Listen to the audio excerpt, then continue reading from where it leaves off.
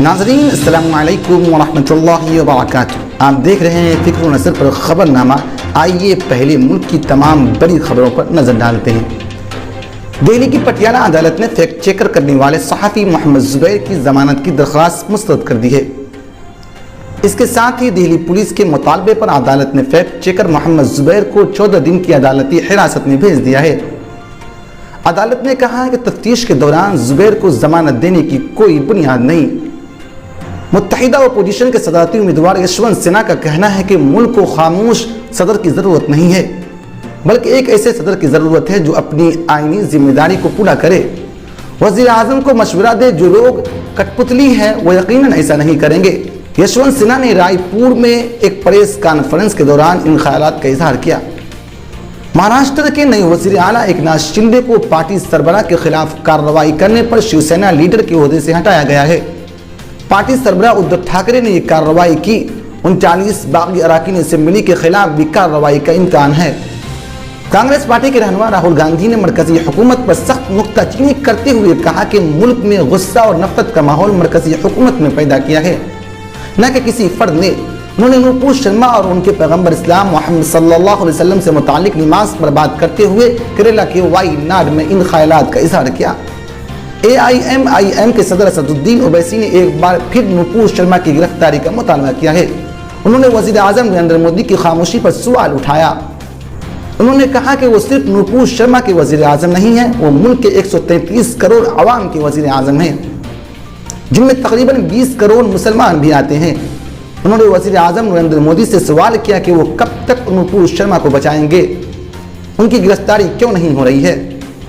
Ukraine के जनूबी ओडिशा इलाके में जुमा की रात रूसी मिसाइल हमलों में एक बच्चे समेत कम से कम 21 अफराद हलाक और 6 बच्चों समेत 38 दीगर जख्मी हो गए।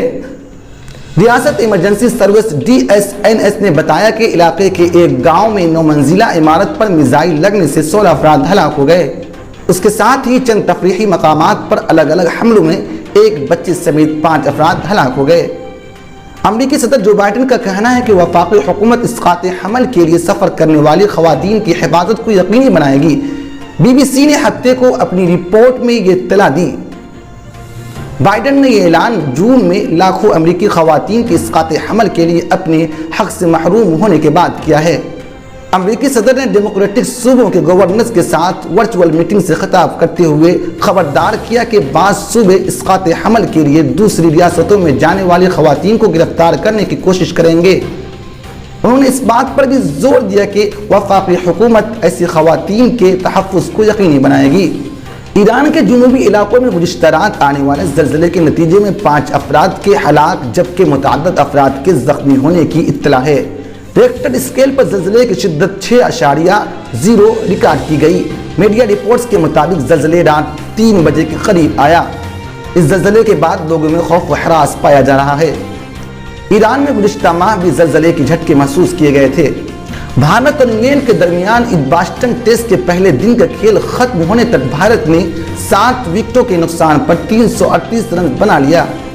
एक वक्त पर भारत ने 98 रन पर अपने 5 विकेट गंवा दिए थे, लेकिन पंत और जडेजा ने डबल सेंचुरी की शराकत कायम की। पंत आखिरी सेशन में 111 गेंदों में 20 चौकों और 4 छक्कों की मदद से 146 रन बनाकर आउट हो गए, लेकिन तब तक वो भारत को मुश्किल से निकाल चुके थे।